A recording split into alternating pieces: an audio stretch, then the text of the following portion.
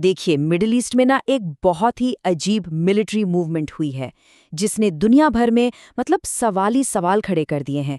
तो आज हम इसी जियोपॉलिटिकल पहेली को परत दर परत समझने की कोशिश करेंगे। तो सवाल सीधा सा है, लड़ाई खत्म हो चुकी है, सब शांत है, तो फिर पाकिस्तान की सेना सऊदी अरब में अब क्या कर रही है? यही वो सवाल है जिसके जवाब में हम आज गहराई से उतरने वाले हैं। अच्छा, इस पूरी पहेली को सुलझाने के लिए पहले ये समझना जरूरी है कि जमीन पर हो क्या रहा है। देखिए, पाकिस्तानी आर्मी और एयरफोर्स की यूनिट्स अपने JF-17 और F-16 जेट्स के साथ सऊदी अरब के एक बहुत ही जरूरी किंग अब्दुल अजीज एयरबेस पर पहुंच चुकी हैं और उन्होंने वहां का कंट्रोल ले लिया है। अब इस तैनाती को अगर सही से समझना है तो हमें थोड़ा पीछे जाना होगा, इसकी बैक स्टोरी देखनी होगी, क्योंकि पूरी कहानी की जड़ असल में वहीं छिपी है। तो इस पूरी कहानी के केंद्र में है एक पैक्ट, एक बहुत ही अहम समझौता जो दो देशों के बीच हुआ था। ये एक म्यूचुअल डिफेंस अग्रीमेंट था। सीधा सा हिसाब है, अगर एक देश पर हमला होता है तो दूसरा देश उसकी मदद के लिए अपनी सेना भेजेगा। एकदम one for all for one वाला सीन। अब ये जो टाइमलाइन है ना, ये घटनाओं का एक बहुत ही कह सकते हैं चौंकाने वाला क्रम दिखाती है। देखिए, एक तरफ तो डिफेंस पैक्ट एक्टिव था, फिर क्या हुआ, सऊदी अरब पर भयंकर मिसाइल और ड्रोन हमले शुरू हो गए और पूरे 40 दिनों तक सऊदी अरब लगातार पाकिस्तान से मदद मांगता रहा, बार बार। लेकिन उधर से पूरी खामोशी रही। सोर्स का यही आरोप है कि पाकिस्तान ने हर कॉल को नजरअंदाज कर दिया और फिर जैसे ही लड़ाई रुकी, सीज फायर हुआ, पाकिस्तानी फौज सऊदी अरब पहुंच गई। और बस यहीं से कहानी में एक बहुत बड़ा ट्विस्ट आता है। आरोप ये है कि ये जो डिप्लॉयमेंट है ना, ये बिल्कुल भी वैसी नहीं है जैसी दिखाई दे रही है। असल में सोर्स वीडियो में इस पूरे मूव को ग्लोबल जियोपॉलिटिकल डिसीट का एक मास्टर क्लास कहा गया है। आप सोचिए, ये कितना बड़ा इल्जाम है। वादा क्या था और असल में एक्शन क्या हुआ, ये स्लाइड इस फर्क को एकदम साफ कर देती है। एक तरफ तो वादा था कि सऊदी अरब की सुरक्षा के लिए कोई समझौता नहीं होगा और लाखों सैनिकों की कुर्बानी तक दे दी जाएगी, और दूसरी तरफ कथित तौर पर 40 दिनों तक मदद के लिए आती कॉल्स को नजरअंदाज किया गया, बहाने बनाए गए और यहां तक कि दूसरे पक्ष का समर्थन करने का भी आरोप है। तो सोर्स के मुताबिक इसके पीछे असली मकसद क्या था? पैसों का।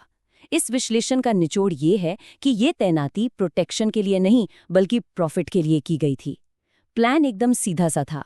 स्टेप 1, जब खतरा टल जाए तब पहुंचो। स्टेप 2, खुद को एक शक्तिशाली रक्षक की तरह पेश करो, एक भ्रम पैदा करो। स्टेप 3, इस तैनाती के बदले सऊदी अरब को अरबों डॉलर का बिल थमा दो। और स्टेप 4, सस्ते तेल तक अपनी पहुंच बना लो। और बात यहीं खत्म नहीं होती। सोर्स का दावा है कि ये धोखा और भी गहरा था, एक बहुत ही खतरनाक खेल खेला गया। आरोप यह है कि पाकिस्तान ने सऊदी अरब को ईरान पर हमला करने के लिए उकसाने की कोशिश की और ऐसी मदद का वादा किया जो वो कभी देने का इरादा ही नहीं रखता था। तो ठीक है, ये सब तो हुआ, लेकिन इस पूरे कदम पर दुनिया का रिएक्शन कैसा रहा, खासकर पाकिस्तान के अंदर और बाहर? और दोनों रिएक्शंस में जमीन आसमान का फर्क है। पाकिस्तान के अंदर वहां का जो नैरेटिव है वो इसे एक बहुत बड़ी जीत के तौर पर दिखा रहा है। प्रोपेगेंडा चल रहा है, जश्न मनाया जा रहा है। सोशल मीडिया पर तो पाकिस्तान को सुप्रीम ग्लोबल सुपर पावर तक घोषित कर दिया गया है और मिलिट्री को इस्लामिक दुनिया का अल्टीमेट फियरलेस डिफेंडर यानी सबसे बड़ा निडर रक्षक बताया जा रहा है। लेकिन जैसे ही हम सरहद के पार देखते हैं, मिडिल ईस्ट के बाकी देशों में, वहां कहानी एकदम पलट जाती है। वहां कोई तालियां नहीं बजा रहा।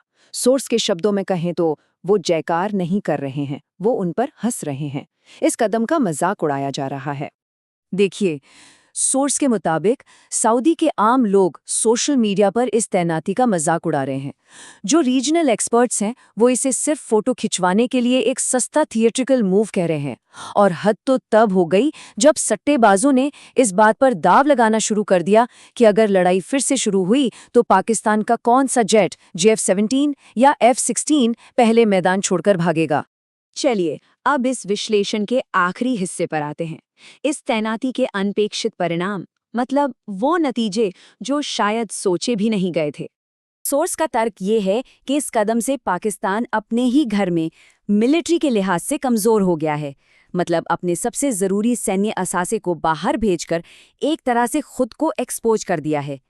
और सोर्स के मुताबिक ये जो कमजोरी पैदा हुई है, ये पाकिस्तान के पड़ोसी देश भारत के लिए एक स्ट्रेटेजिक फाइनल चांस, एक बड़ा मौका हो सकती है, खास तौर पे पाकिस्तान ऑक्यूपाइड कश्मीर को लेकर। और ये सब एक ऐसे वक्त में हो रहा है जब पाकिस्तान पर पहले से ही कई तरफ से दबाव है। अफगानिस्तान बॉर्डर पर खतरे हैं, बलूचिस्तान में अशांति है, और अब उसकी एयरफोर्स और आर्मी का एक बड़ा हिस्सा देश से हजारों मील दूर है।